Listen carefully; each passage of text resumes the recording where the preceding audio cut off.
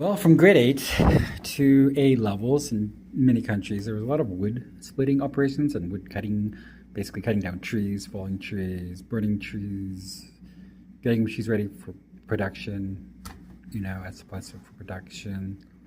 Also getting trees ready as supplies for wood fuel or carpentry jobs, basically, like bell towers and stuff, bell tower stays or something like that in different places. There are different jobs. So, one interesting thing I did in Australia was I operated wood splitting machinery. So we'd have like this machine, hydraulic, and then, we'd split pieces of wood in and split it because they'd have the logs kind of mostly cut and then ready for the machine, and then and then cut.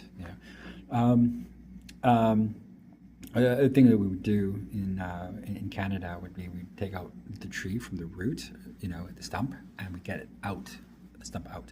So we'd chainsaw the tree down, fall it over, right, and then timber, as it were, and then we'd also pull up the tree stumps, which was a massive operation with basically shovels. We would work, like get it done in 2 hours, kind of thing.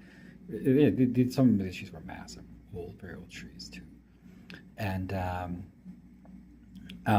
were in the way or causing damage to, like, the blade of grass routine. A blade of grass would, break 50 grand worth of concrete, which should have been, perfectly founded so that there's no breakage within a few years.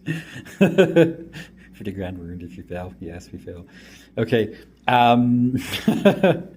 Next would be, there's some interesting things we do in many countries, which is basically get the fuel ready for the fire. You get into small pieces of wood and you get ready for the furnace. Some places would have like a very large furnace for the year, but other places wouldn't. They'd use coal or they would use wood at first, right? And then you get wood stoves around the community and you heat them up. I would do that until 19. Get the kitchen. I'll get the dining room fire on before dinner, or get the fire started for the juniors, because I was one of the juniors with them, and I was the fire guy. Let a fire, take turns maybe. In other places it would just be like cut the wood for the season, for the next year, and then light your own fire, right? And or light someone's fire if they tell you to, because they're the boss of you.